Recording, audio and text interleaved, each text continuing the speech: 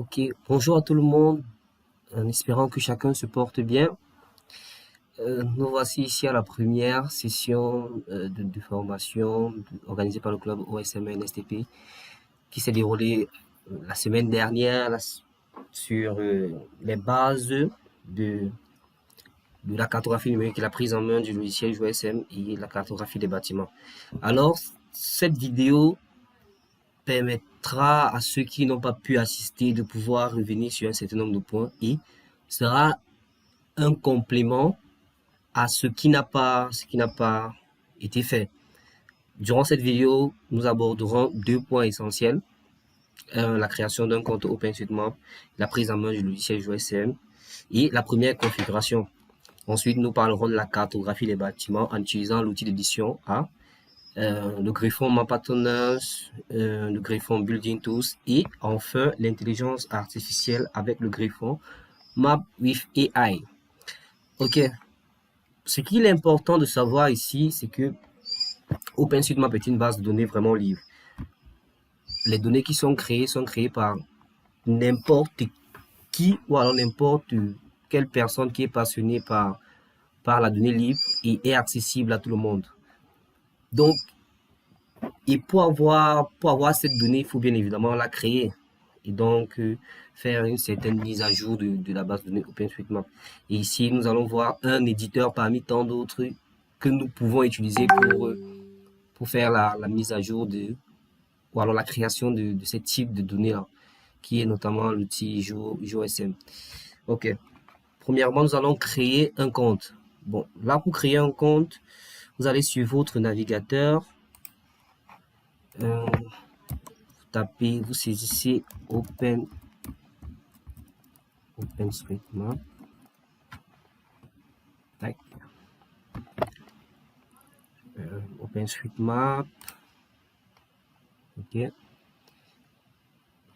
Et là, moi, je suis déjà logué. Vous voyez là, moi, il y a déjà mon compte.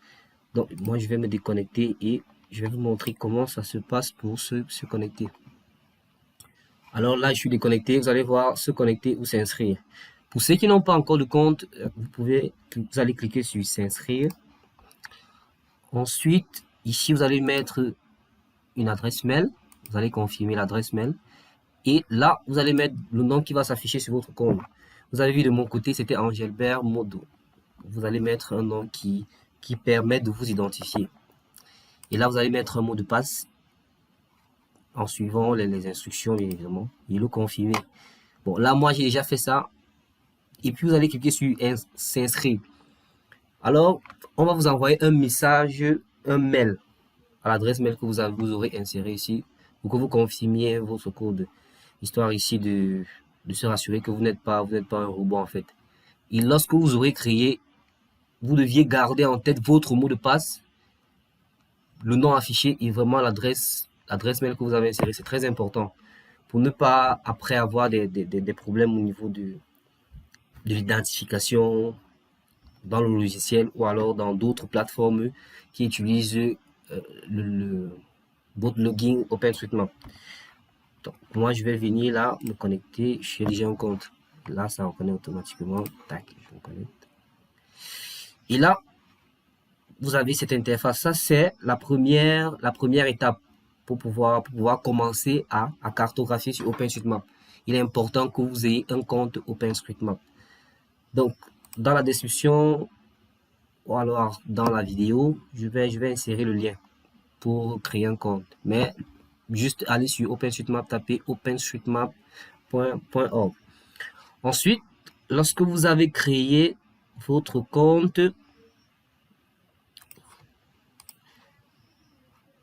il faut passer maintenant à la prise en main du logiciel Java OpenStreetMap. Ok, comme je l'ai dit, c'est un éditeur en fait. Java OpenStreetMap est un éditeur qui permet de créer la donnée OpenStreetMap et de pouvoir l'envoyer dans la base de données OpenStreetMap. Alors pour avoir le logiciel, vous pouvez partir sur, taper juste dans votre navigateur, tapez Java OpenStreetMap.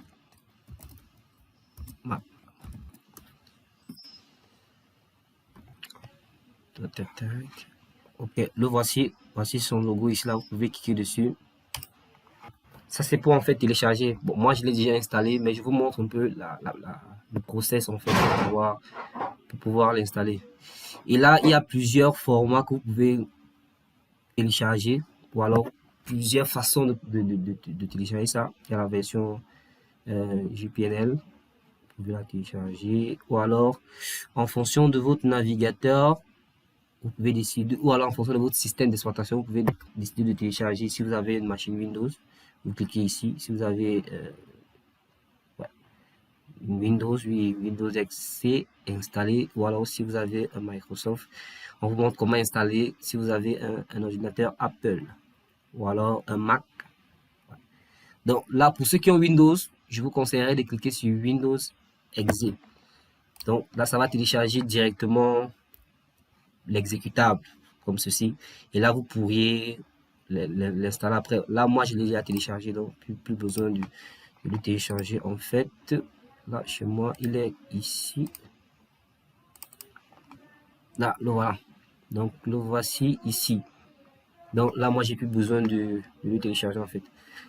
Et quand vous téléchargez, dès que ça finit, vous lancez juste le logiciel. Alors, moi, je vais le lancer rapidement.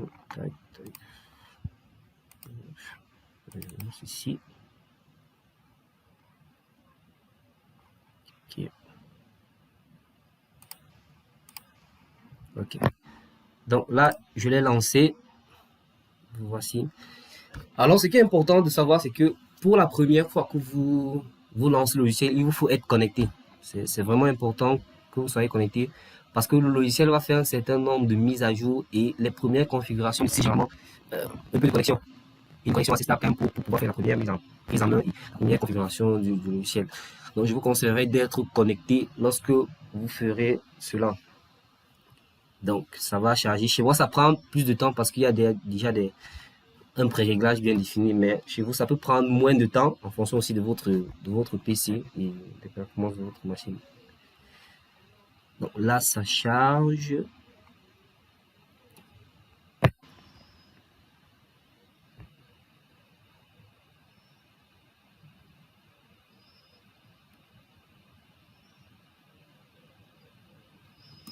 Ok.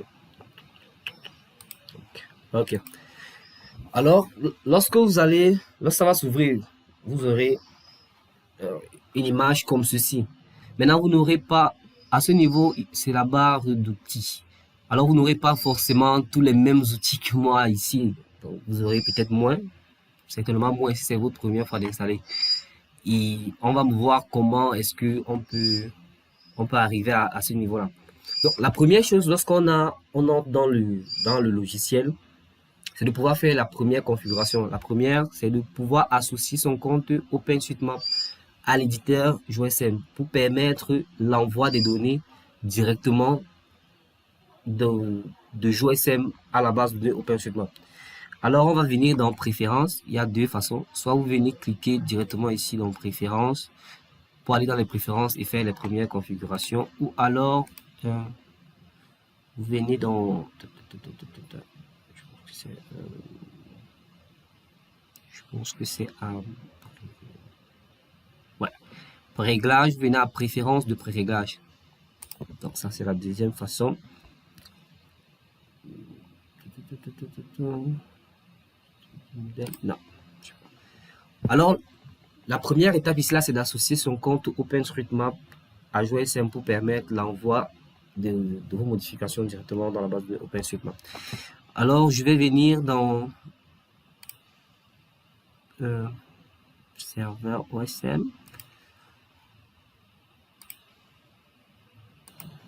Ok, donc on vient là dans Préférences et on va aller dans serveur OSM.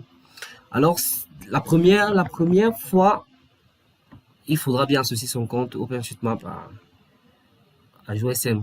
Donc, vous allez venir à identifiant simple, vous mettez votre nom d'utilisateur que vous avez renseigné lorsque vous créez votre compte et vous renseignez le mot de passe.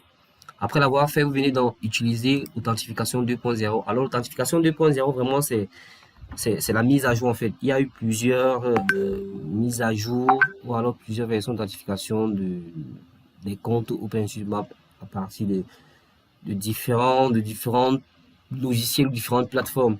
Et celle actuellement qui est d'actualité, c'est l'authentification 2.0. Donc, après avoir utilisé l'identification simple, vous avez renseigné votre nom, OSM et votre mot de passe ici. Vous venez à utilisateur 2.0 et vous pouvez tester l'autorisation. Moi, chez moi, j'ai déjà validé. Bon, là, je sais pas trop, est-ce qu'on peut refaire?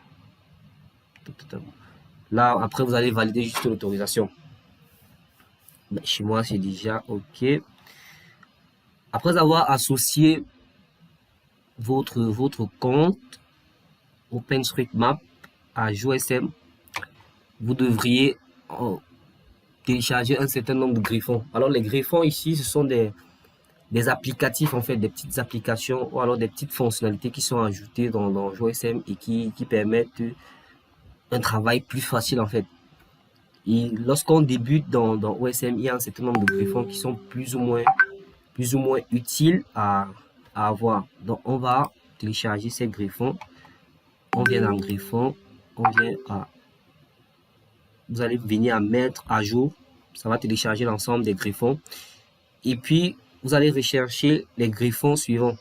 Vous allez rechercher Building Tools. Building Tools. Le voici. Vous le sélectionnez. Chez moi, il est déjà installé. Donc, vous le sélectionnez.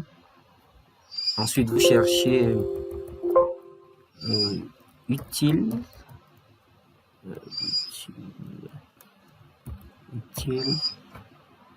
Plugins 2, qui est un griffon qui va ajouter à la barre d'outils l'outil plus d'outils, qui est également très utile. Vous allez chercher un Mapatoner. Ouais. Vous sélectionnez Mapatoner. Ensuite, vous allez rechercher FastDraw. FastDraw également, qui est un outil assez intéressant. Et dans le cadre de notre formation, on va utiliser Mapatoner, mais également on va utiliser Map with AI pour pouvoir utiliser l'intelligence artificielle. Map with AI. Vous sélectionnez. Et il y a un certain nombre de griffons en fait en fonction du travail que vous voulez faire et en fonction de comment vous voulez utiliser GeoSM. Il y a un certain nombre de griffons que vous pouvez utiliser ou alors installer. Lorsque vous l'avez fait, vous allez cliquer sur télécharger. Ça va télécharger les griffons et puis vous allez valider. Et puis ça va vous demander de redémarrer le PC pour que ça considère les mises à jour et les nouvelles fonctionnalités qui ont été intégrées dans le logiciel. Lorsque c'est fait, vous allez venir également ici en bas, vous allez cocher cette case mode avancé. Vous allez la cocher. Ensuite, après avoir coché le mode avancé, vous allez télécharger les imageries. Alors les imageries, là, ce sont un peu ce qui nous permet de faire de la photo-interprétation. Donc c'est à partir de ces images satellitaires qu'on peut facilement mieux apprécier le paysage et cartographier l'objet de façon assez précise quand même. Donc là, moi j'ai déjà ici en bas, j'ai déjà les différents types d'imagerie que moi j'utilise régulièrement. Mais il est conseillé pour un départ d'avoir Bing. Donc vous allez cliquer sur Bing, vous sélectionnez Bing, tac. Vous cliquez sur Bing, ouais.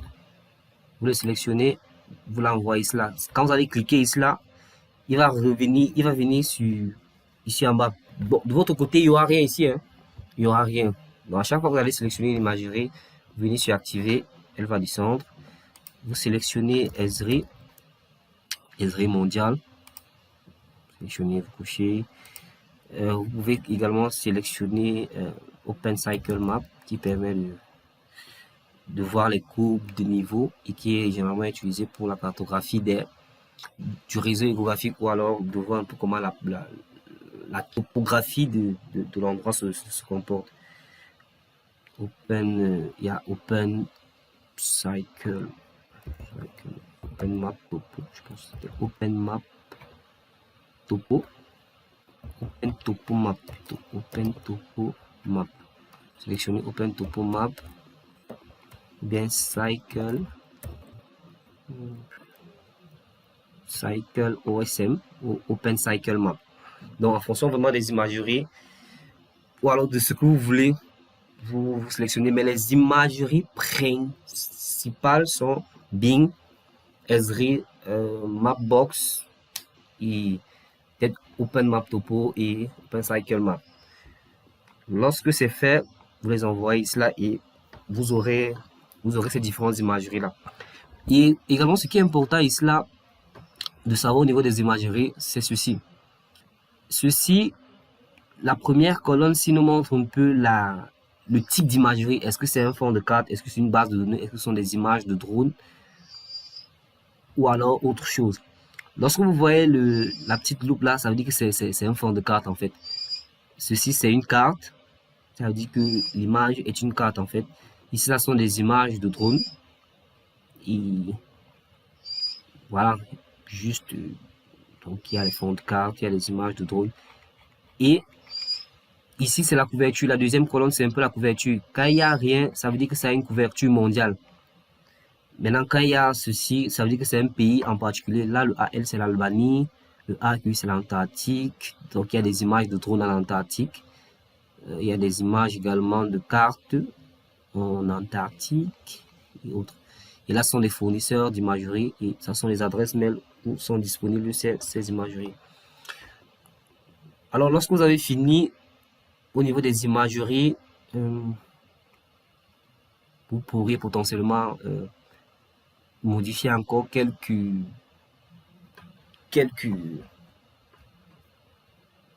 points. Mais ce sont un peu les principaux réglages que l'on peut faire pour un départ dans JOSM pour une prise en main. Lorsque vous avez terminé, vous validez juste et ça va redémarrer. Et maintenant, quand ça va redémarrer, ça va prendre en compte tout ce que vous avez fait apporter comme modification. Au niveau des imageries, ici, là, vous aurez les différentes imageries que vous avez eu à télécharger. Vous aurez cet outil, plus d'outils à partir du greffon Utile Plugins 2. Vous aurez Mapatoner à partir du greffon Mapatoner. Et dans Données, vous aurez Map with AI. Donc, lorsqu'on a fini de prendre en main le logiciel, il va maintenant falloir cartographier. On va passer à la prochaine étape qui était de cartographier les bâtiments en utilisant ces différents outils. Alors, pour cartographier, lorsque je suis là, je vais télécharger une zone. Donc, je vais appuyer sur cet outil qui me permet de télécharger une zone. Alors, il y a plusieurs façons de télécharger une zone, soit par la carte glissante, soit par signet, soit par zone délimitée avec des coordonnées, si vous avez des coordonnées, soit par une recherche de lieu, une toponymie. Donc, je peux connaître un lieu et je tape le lieu. Je prends peut-être l'exemple de Guidère et je lance. Ouais, ça me donne Guidère et ça me met la zone de téléchargement est trop grande. Donc, je rentre dans la carte glissante et je zoome pour essayer de diminuer au maximum. Alors, ce que OpenStreetMap fait ici, c'est que là, il me dit Guidère, maillot, l'outil, il me dit boundary. Donc, il a pris la limite ou alors là, il dit qu'il considère comme étant la limite de Guidère. Et c'est ça qu'il vient m'afficher là. Et ces informations sont stockées dans sa base de données. Donc, si vous faites la recherche et que ça ne s'affiche pas, ça veut dire que l'information n'est pas peut-être encore présente dans la base de données. Donc, ne vous affolez pas trop. Vous pouvez partir rechercher avec la carte glissante vraiment le lieu en fonction de là où ça pourrait se trouver en fait. Ou alors dans quelle partie du pays ça pourrait, ou du monde, le lieu pourrait se trouver. Par exemple, si je suis la carte glissante, je veux peut-être travailler dans l'Est. Je vais venir du côté de l'Est, je vais zoomer peut-être sur Bertois. Et là, ce qui est important aussi de noter, c'est qu'il faut avoir une connexion quand même pour travailler. Donc, je vais zoomer sur Bertois. Tac, tac, tac, tac.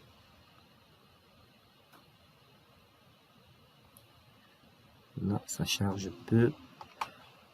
Ok, je zoome vers toi. Je vais prendre une petite zone. Pour sélectionner une zone, je maintiens le clic gauche et je dessine un petit carré ou un rectangle. Donc, soit je vais dessiner un rectangle, soit je vais dessiner un carré. Pas une autre figure géométrique. Ici, la zone est très grande. Quand je vais sélectionner, je ne pourrai pas télécharger les données qui existent dans cette zone-là. Là, si je clique, là, ça va télécharger. Alors, la zone, alors OpenX ne va pas télécharger, pas en fonction de la grosseur de la zone, mais en fonction des données qui se trouvent dans la zone que je sélectionne. La zone peut être petite, mais contient un nombre important de données. Et du coup, OpenStreetMap ou alors le GeoSM va refuser de télécharger cette zone-là et il va considérer comme étant une grande zone. Pas à cause de la grande géométrie de la zone que j'ai sélectionnée, mais en fonction des données, de la quantité de données qui se trouvent dans la zone que j'ai sélectionnée. Donc, vous pouvez peut-être dans une ville sélectionner un petit morceau et on vous dit que vous ne pouvez pas télécharger la zone parce que le nombre de données qui est à l'intérieur est vraiment énorme. Et dans une autre région, vous sélectionnez une grande zone et vous arrivez à télécharger. Donc, c'est vraiment en fonction des données qui se trouvent à l'intérieur. Donc, par exemple, si je viens peut-être là à Yaoundé, il y a pas mal de données quand même. Donc, si je veux télécharger la même grosseur à Yaoundé, ce serait, ce serait pas possible en fait. Donc, si je veux peut-être là, changer un peu. Ok. Je vais peut-être là en Rogada, je vais peut-être télécharger cette zone qui est pratiquement la même que l'autre. Vous voyez, là, on me dit le serveur a payé le signal une requête erronée. La zone que vous voulez télécharger est trop grande. Alors que c'est approximativement la même superficie que la zone d'Ambertois.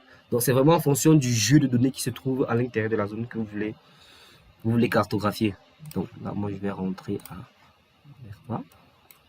Je vais rentrer à Ambertois ici. Et moi, je vais prendre ma petite zone là. Tac. Je télécharge. Et ça me télécharge ceci. Ok. Lorsque j'ai téléchargé ceci, là, j'ai juste les jeux de données qui existent dans la base de données OpenStreetMap qui sont déjà là. Et là, après, vous voyez, il y a deux surfaces qui sont bien distinctes. Il y a celle qui est noire et celle qui est grisée. Celle qui est grisée, qui est autour du noir, c'est la zone que je n'ai pas téléchargée. Alors, il est conseillé de ne pas cartographier dans cette zone-là. Parce que c'est une zone que vous n'avez pas téléchargée. Donc, même si les données que vous avez téléchargées traversent la zone dans laquelle vous devriez normalement travailler, il est conseillé de ne pas travailler dans ces zones-là pour limiter les problèmes de conflit qui sont généralement très embêtants dans OpenStreetMap. Donc, les conflits, c'est généralement au niveau de la base de données. La base de données va considérer quelle version. Si en même temps que vous travaillez, un autre contributeur qui travaille sur la zone, OpenStreetMap va dire, bon, voilà, vous avez envoyé le même jeu de données au même moment. Je considère la version de qui avant l'autre. Et ça peut créer des conflits qui sont parfois un peu embêtants à résoudre. Donc là, je vais travailler uniquement dans mon carré et il est recommandé de déborder juste un peu d'un nœud par rapport à la zone que j'ai téléchargée. Donc ici, c'est la zone que j'ai téléchargée et là, c'est la zone que j'ai pas téléchargée en fait, où j'ai pas téléchargé les données. Donc, mais il est conseillé souvent de déborder juste un peu d'un nœud sur la zone dans laquelle j'ai pas téléchargé pour laisser la possibilité à l'autre personne qui est de l'autre côté de pouvoir se connecter avec le jeu de données que j'ai créé dans ma zone et pouvoir continuer. Donc, lorsque je l'ai fait, je vais appliquer une imagerie. Ici, là, il y a la box des calques. Là, c'est un calque de données qui est arrivé avec des bâtiments et des routes. Ce qui est également important à savoir ici, c'est que OpenStreetMap, c'est vraiment un modèle compact. C'est pas un modèle en spaghetti comme les SIG où chaque type de données ou chaque géométrie de données a une couche spécifique. Par exemple, les routes, il y aura une couche pour route. Les bâtiments, il y aura une couche pour bâtiment. Ici, on a un jeu de données compact qui renferme plusieurs types de données dans une seule couche. Ce qu'ils appellent des calques de données, en fait. Donc là, j'ai mes données, je vais appliquer une imagerie. Je vais prendre Bing parce que Bing a récemment fait la mise à jour de ces images. Donc, je vais appliquer Bing. Et puis là, l'image va changer en fond. Voilà, tac. Et comme ce sont les bâtiments, je vais voir comment cartographier les bâtiments. Juste. Alors, la première façon, c'est on va voir la première façon de cartographier qui est en utilisant l'outil d'édition qui est A. Alors ici, pour cartographier, je vais venir ici en mode édition où ici, il y a dessiner des nœuds, entre parenthèses A qui représente le raccourci clavier. Donc je peux appuyer directement sur mon clavier A ou bien venir ici. Et lorsque j'appuie, le curseur change, ça devient une croix. Et là, ça me permet de dessiner le bâtiment. Donc je vais zoomer. Il est conseillé pour dessiner les bâtiments d'être vraiment à 20 mètres pour pouvoir mieux apprécier. Au moins à 20 mètres, 10 mètres pour pouvoir mieux apprécier le contour du bâtiment. Donc je vais faire tac, tac, tac, tac et tac. Lorsque je l'ai fait, pour rendre le bâtiment orthogonal, je vais appuyer sur Q pour être sûr de l'orthogonalité du bâtiment. Là, je n'ai que créé la géométrie du bâtiment. Je n'ai pas encore créé l'objet bâtiment, mais j'ai juste créé une géométrie fermée. Donc, il faudrait que j'applique maintenant le tagging building. Pour ce faire, je viens à pré-réglage, je viens à équipement, je viens à édifice, je viens à édifice ici, je viens à building, je viens à bâtiment. Alors, si je connais le type de bâtiment, je sais, par exemple, sur le terrain, je connais la zone et je connais ce que ça représente sur le terrain. Je peux préciser le type ici, mais si je ne connais pas, je vais juste laisser le tagging bâtiment égal à 8. Pour dire que c'est juste un bâtiment. Mais si je connais précisément, je peux dire que bon, voilà, c'est une porcherie, c'est un parking, c'est une mosquée, c'est un temple. Vraiment en fonction de ma connaissance du terrain, en fait.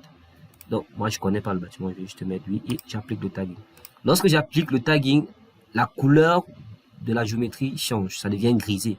Ici, je sélectionne là, dans cette box, je vois building égale yes. Or, avant, si je rentre en arrière, il n'y avait pas ça. Quand je sélectionnais, il n'y avait pas d'attribut en fait. Donc là, l'outil A me permet juste de dessiner la géométrie et après, je dois appliquer le tag building. Donc, on va revenir. Donc, c'est un peu comme ça qu'on utilise l'outil A pour cartographier. Également, ensuite, nous allons voir comment utiliser Building Tools. On va utiliser Building Tools avant mon partenaire. Alors, Building Tools, c'est un outil également qui permet de dessiner les bâtiments. Et comme je l'ai dit, c'est un griffon, donc c'est une fonctionnalité ajoutée. Alors, pour le faire, vous allez voir dans cette barre ici, un petit truc en forme de bâtiment, ceci. Dessiner un bâtiment B. Soit je clique B sur mon clavier, soit je clique ici. Et là, mon curseur a également changé. Contrairement à l'outil édition qui me met juste une croix, l'outil Building Tools me met une croix et un petit bâtiment en bas. Et là, je zoome pour dessiner un bâtiment. Avec cet outil, il est conseillé de dessiner le plus long côté. D'abord, je fais un clic sur le long côté, tac, et je tire. Tac. Et là, ça me crée automatiquement le bâtiment égale building égale à yes. C'est ça qui est vraiment intéressant, ou alors ça crée la différence entre utiliser l'outil d'édition où tu vas d'abord faire la géométrie et ensuite appliquer un tag. Contrairement à l'outil Building Tools, lorsque je le sélectionne, il me crée directement le tag.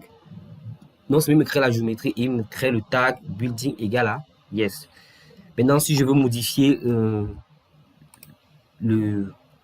la valeur du bâtiment, je viens à modifier. Et dans valeur, je peux dérouler et choisir de quel type de bâtiment il s'agit, un appartement. Moi, je connais pas, je vais juste laisser yes. Donc, je vais refaire sur un autre bâtiment. Donc, soit je viens ici, soit j'appuie B sur mon clavier. Je clique gauche. Bon, là, je pense qu'il était sélectionné. Tac. Je fais un clic gauche. Je lâche. Je fais un autre clic gauche sur l'autre côté. Et puis, je tire vers la fin. Donc, c'est comme ça qu'on utilise l'outil Building Tools. Je vais encore refaire ici. j'appuie B sur mon clavier, tac, je prends le plus long côté, je vois que le long côté c'est ceci, je sélectionne un autre clic de l'autre côté et je tire pour arriver vers la fin. Donc, c'est un peu comme ça qu'on utilise l'outil Building Tools pour cartographier les bâtiments. Ensuite, nous allons voir comment utiliser MapPartner. Alors, MapPartner également, c'est un plugin également qui permet de rapidement cartographier les bâtiments. Alors, chaque outil, vraiment, à chaque fois, te permet de rapidement cartographier, en fait. De rapidement cartographier. Alors, vous l'aurez quelque part ici, MapPartner. Je clique dessus.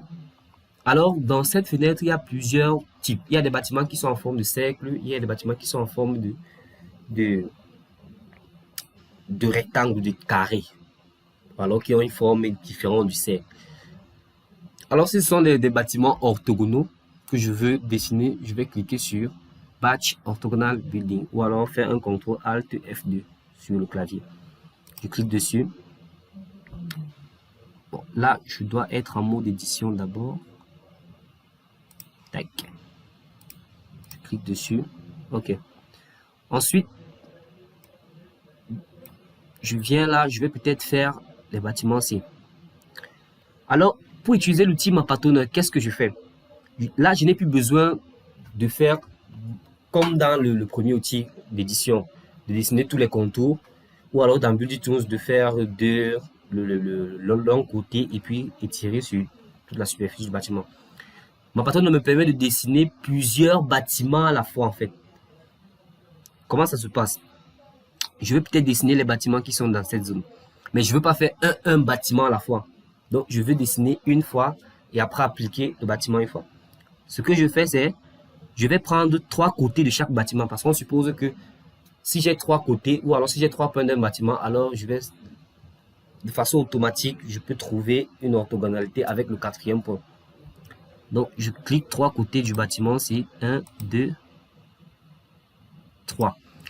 Ensuite, l'autre bâtiment que je veux cartographier, peut-être celui-ci. Je clique, je prends 3 points, 3 côtés, 2, 3. Ensuite, je veux cartographier ce bâtiment-ci. Je prends son côté-ci, et son côté-ci. Donc, à chaque fois, je prends 3 points des bâtiments que je veux cartographier. Ici, ensuite, je prends 1, 2, 3. Et lorsque je suis à la fin, je double-clique pour terminer. Maintenant, pour que ça soit des bâtiments, je reviens à MapPartner et je clique sur Batch Orthogonal. Quand je clique dessus, ça me crée automatiquement les bâtiments. Donc, si je vérifie là, je vois que j'aurai building égal à yes, j'aurai building égal à yes, j'aurai building égal à yes. Donc, c'est comme ça que ça se passe avec MapPartner pour des bâtiments qui sont orthogonaux. Alors, je vais recommencer pour que chacun essaye de voir comment ça se passe. Tac, tac. Je rentre en arrière, rapide. Ok.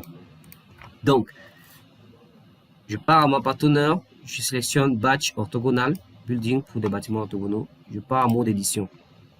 Ensuite, je prends 3 côtés des bâtiments que je veux cartographier. Je veux cartographier ce bâtiment, ce bâtiment, ce bâtiment, ce bâtiment et ce bâtiment. Mais je ne veux pas les faire un à chaque fois. Donc, je viens, je sélectionne un point. J'aurais pu venir là pour faire le 4e point et venir refermer cela pour avoir, en utilisant le contrôle, l'utilisation. Mais je ne veux pas ça. Je sais que si j'ai les 3 points ici, je peux facilement avoir l'orthogonalité et trouver le point avec lequel ces droites seront parallèles 2 à 2 de façon opposée et perpendiculaire. Donc si j'ai les 3 points là, je veux cartographier ensuite ce bâtiment. Je viens, je prends son point ici, son côté-ci et son côté-ci. Ensuite, ce bâtiment que je veux cartographier, je viens, je prends 1, 2, 3. Ensuite, ce bâtiment 1, 2, 3. Et à la fin, je double-clique. Donc, je peux faire ça sur toute la zone-ci en fait. Toute cette zone-ci. Donc, je peux faire comme ça, 3, 3, 3, 3, 3, 3, 3, 3, 3. Et à la fin, lorsque j'ai terminé, je reviens sur ma partenaire, je clique sur batch orthogonal et ça me crée les bâtiments orthogonaux. Donc, ça, c'est pour les bâtiments orthogonaux. Pour les bâtiments circulaires, je viens à batch circular cycle building. Alors, pour les bâtiments circulaires, c'est un peu différent. Je ne sais pas si dans cette zone, si on peut avoir les bâtiments circulaires. C'est beaucoup plus dans les régions du Grand Nord, de l'Est qu'on peut avoir ces bâtiments, en fait. Ou dans les périphériques des villes comme Bertois. Je pense pas qu'on peut avoir un bâtiment circulaire là. Tac, tac, tac. Ou bien les petites cases là. Je vois pas trop. Je vois pas. Alors le process est un peu différent par rapport aux bâtiments circulaires. Pour les bâtiments circulaires, c'est juste le diamètre. Je sais pas, je vais peut-être prendre un petit exemple là, peut-être avec peut-être cet arbre aussi. Ou alors je vais supposer que ces arbres sont des bâtiments en fait. Pour que mon exemple puisse passer. Donc, je suppose que voilà mon bâtiment circulaire qui est représenté par cet arbre. Donc, je vais prendre son diamètre, tac, et je prends également le diamètre de tous les bâtiments circulaires que je pense être des bâtiments circulaires en fait. Donc, je prends juste le diamètre.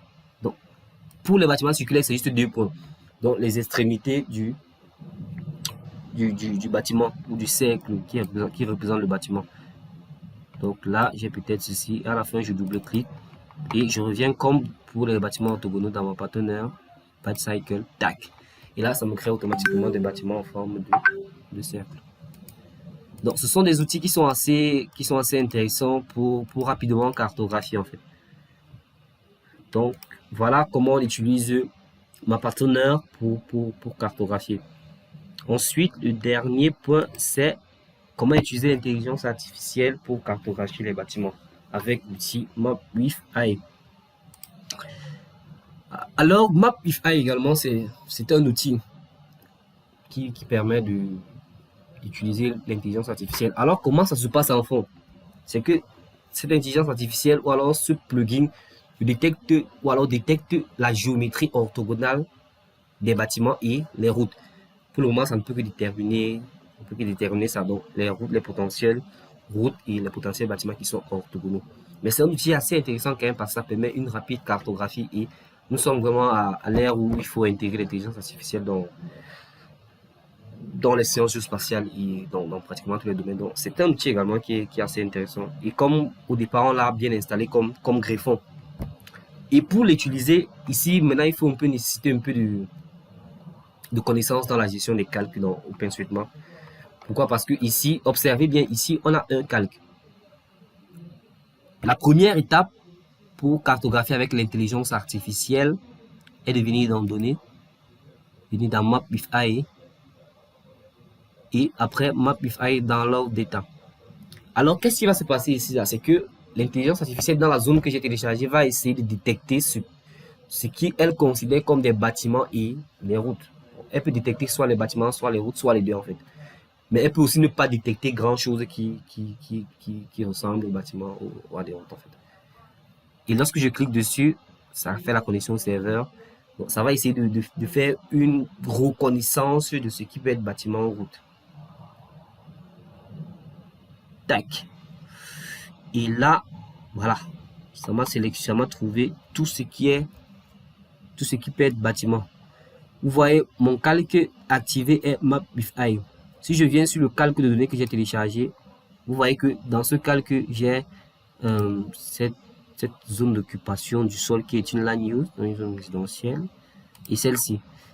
Donc ça, c'est la flèche va montrer que c'est le calque qui est activé. Si je viens dans l'autre, je n'ai plus ça, je n'ai que les bâtiments qui ont été détectés. Donc je vais activer Map with AI. Donc je n'ai que les bâtiments qui ont été détectés. Et vous voyez que la couleur est un peu a changé. Je n'avais pas activé le coloriage avec Map with AI. Donc là, ce sont les bâtiments que ça a détectés. Et si vous zoomez bien, vous allez vous rendre compte que les bâtiments qui sont déjà cartographiés, ça ne les reprend pas dans la majeure partie des cas en fait.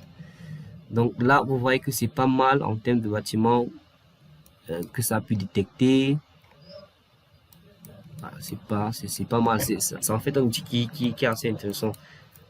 qui permet vraiment de rapidement cartographier les bâtiments. Maintenant, ici, lorsque ça a détecté, ça c'est la première étape. Ensuite, il faudra importer les données détectées dans le calque d'envoi. Parce que ce que vous devez comprendre, c'est que le calque map with AI, ce n'est pas ce calque que je vais envoyer dans la base de OpenStreetMap. C'est un calque qui est généré de façon, si je peux dire, temporaire. Donc, je vais utiliser les données qui ont été générées dans ce calque et je vais les appeler dans le calque de données 1, ou alors mon calque courant dans lequel je travaille, pour pouvoir envoyer les données. Si vous avez remarqué, lorsque le calque map with AI est activé, la flèche pour envoyer les données est grisée en fait. Donc je ne peux pas envoyer les données qui se trouvent dans ce calque. Mais si je coche ou si je mets en principal le calque de données 1, je vois que cette coche n'est plus grisée. Donc ça veut dire que c'est dans ce calque-ci que je dois travailler en fait. Donc ce que je dois faire ici, c'est prendre les données de Mapify et les envoyer dans le calque de données dans lequel je travaille. Alors pour faire ça, je peux sélectionner vraiment un par un en faisant CTRL et je sélectionne un par un. Ou alors je fais un CTRL A qui va me sélectionner environ, je pense, 100 objets. Chez moi, c'est 100 objets. Et lorsque j'ai sélectionné les objets que je vais envoyer, je reviens dans Données, Map with AI et je viens à Map with AI Add Select Data. Donc, il me dit, Map with AI veut ajouter les données sélectionnées dans le calque courant actuel.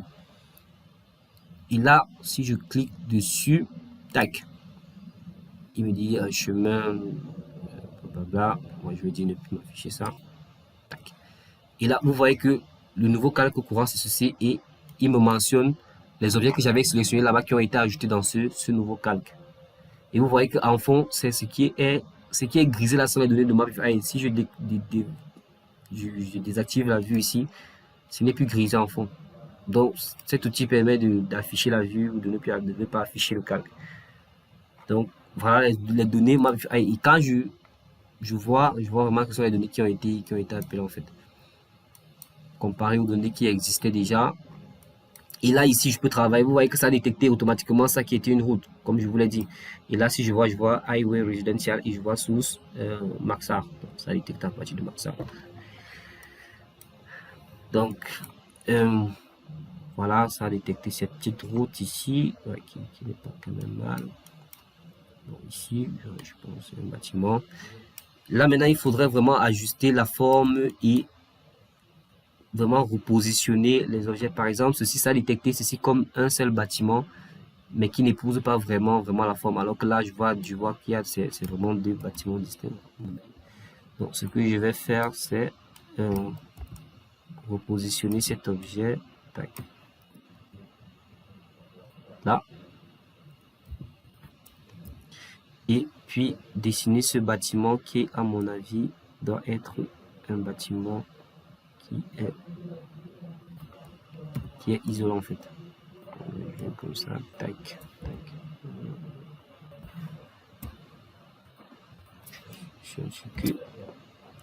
Et là, je peux dessiner ce bâtiment en utilisant mon outil Building Tools B.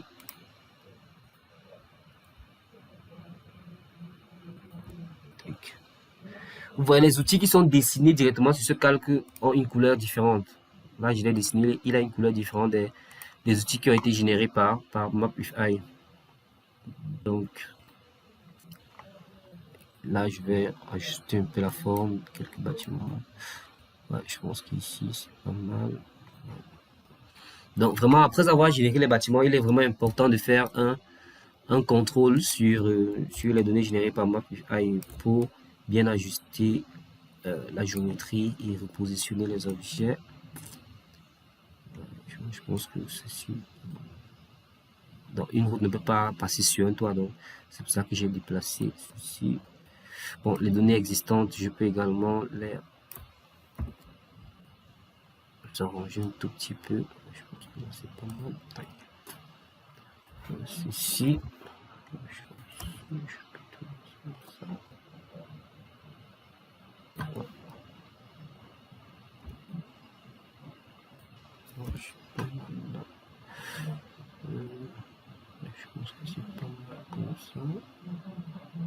Je pense que ce bâtiment, est-ce que c'est un bâtiment? Je pense que c'est 3 bâtiments en fait. Il y a ce bâtiment, il y a ce petit bâtiment, et il y a ce petit bâtiment. Après, il y a ce bâtiment. Donc, je pense qu'il y a 1, 2, 3 bâtiments ici. Donc, ce bâtiment, je vais peut-être l'arranger là.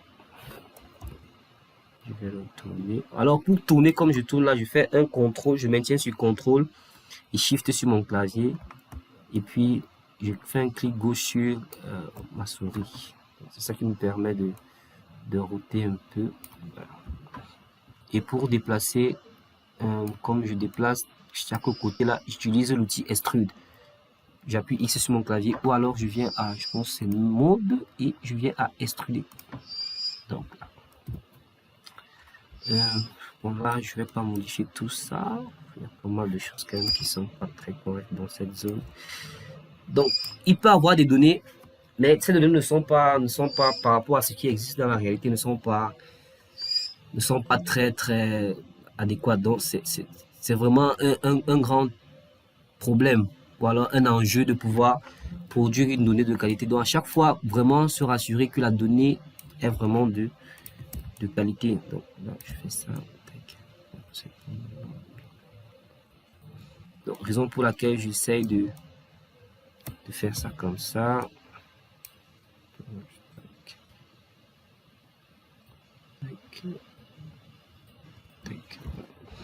Donc là, je vérifie un peu toutes les données de Mapify que j'ai pu télécharger. Je pense que c'est pas mal. Ici, il y a un petit truc.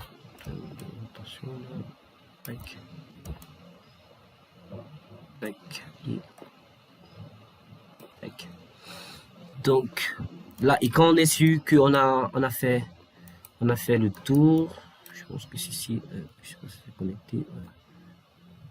Je vais connecter ces deux.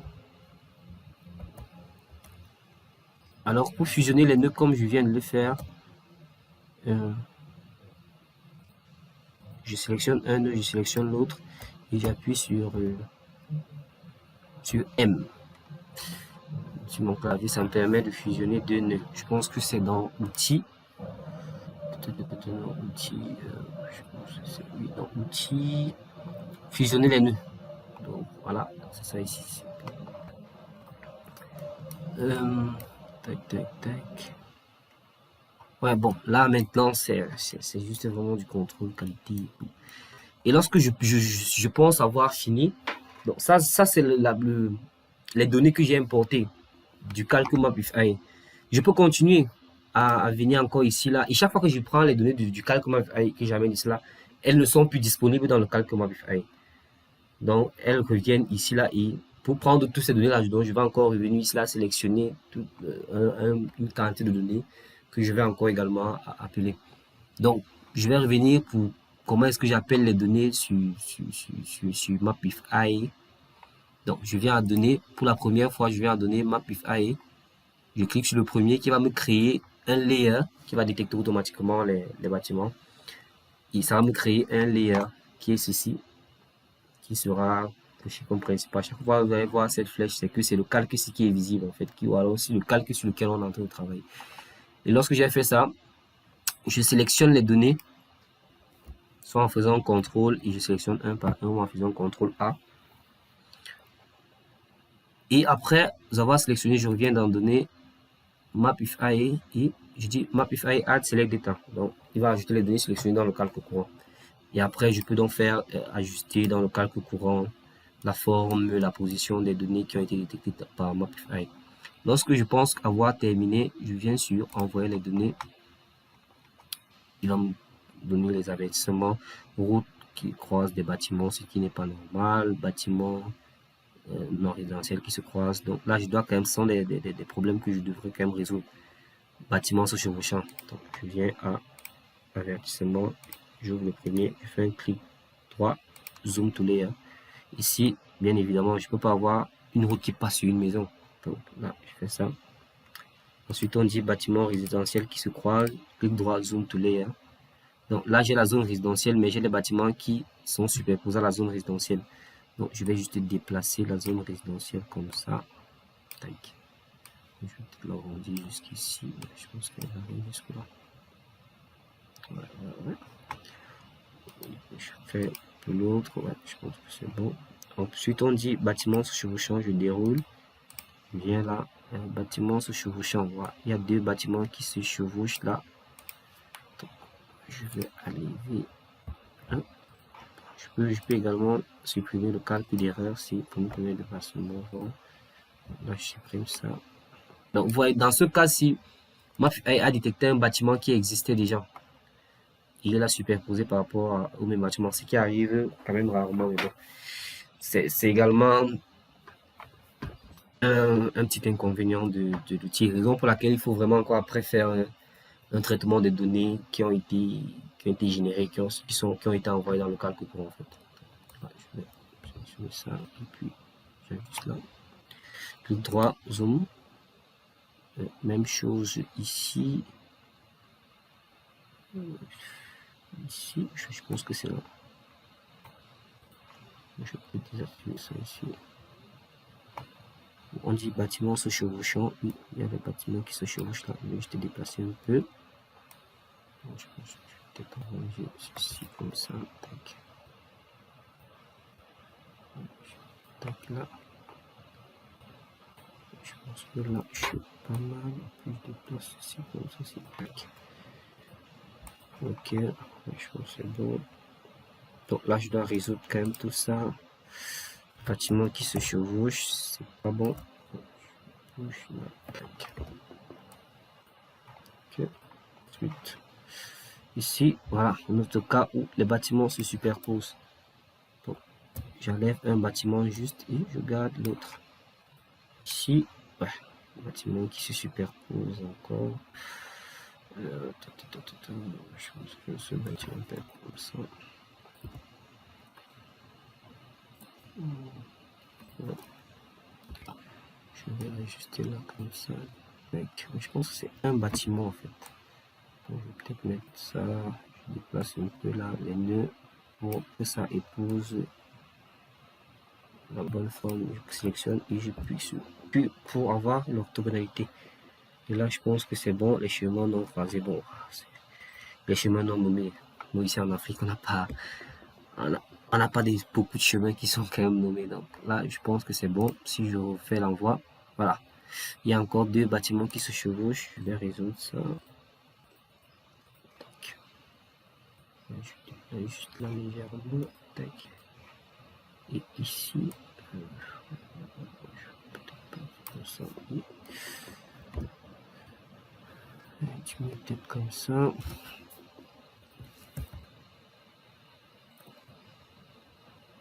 Tac. Je pense, et puis je clique sur valider. Il y a encore un bâtiment qui se chevauche. Ok. Je vais bouger comme ça.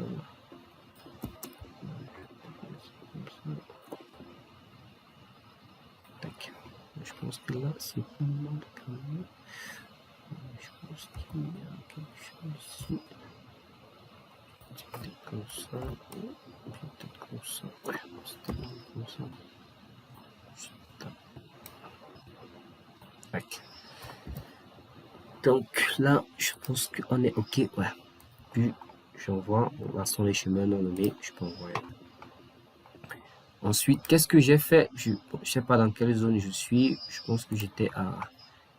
Je vais regarder dans quelle zone je suis. Je suis dans Berthois, précisément. Dans quelle zone je suis? Je connais pas le quartier, mais je pense que je suis à Berthois. Donc, dans mon commentaire, je vais mettre ici un Berthois, Cameroun. Et qu'est-ce que j'ai fait?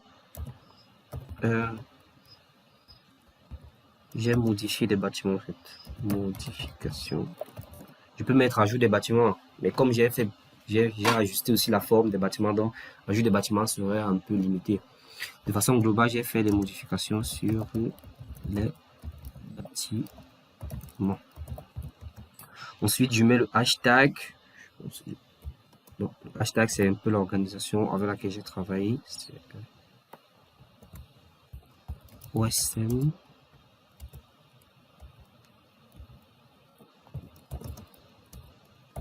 NSTP. là, si cette flèche, si cette case n'est pas cochée, il faut la cocher. Ça va détecter automatiquement Bing. Et comme vous êtes nouveau, je vous conseillerais de cliquer ceci. C'est aussi intéressant. Et ici, je vois, on me dit j'ai ajouté 545 objets. Et un de c'est un objet. Donc, et j'ai modifié 46 objets, notamment des routes, des bâtiments et ces points ci qui ont ces ID. Et là, si c'est fait, je mets envoyer. Ça va me créer un nouveau chain set et ça va s'afficher. Alors, je peux cliquer ici sur cette petite case pour que ça me renvoie sur ma page et ça va me montrer la zone dans laquelle je travaille. Vous voyez que là, j'ai travaillé vraiment dans cette zone-ci. Et là, ça me dit ce que j'ai eu à faire, ce que j'ai fait, dans quel pays, dans quelle ville, ce que j'ai fait et le hashtag que j'ai utilisé. Donc, voilà un peu en ce qui concerne la prise en main du logiciel OpenStreetMap, la création de compte et la cartographie en utilisant les outils mentionnés. Donc, il était question ici pour nous de montrer comment créer un compte, la prise en main du logiciel, les premières configurations du logiciel, la cartographie des bâtiments en utilisant l'outil d'édition A, le griffon en partenariat Building Tools et Mapify. J'espère que cette formation vous a aidé. Je vous conseille de nous suivre sur nos pages pour ne pas rater, des formations supplémentaires en fait, ou des événements qui pourraient vous intéresser. Sur ce, je vous souhaite de passer une agréable journée pour ceux dont la journée commence et une excellente nuit pour ceux qui sont en fin de journée. Bye.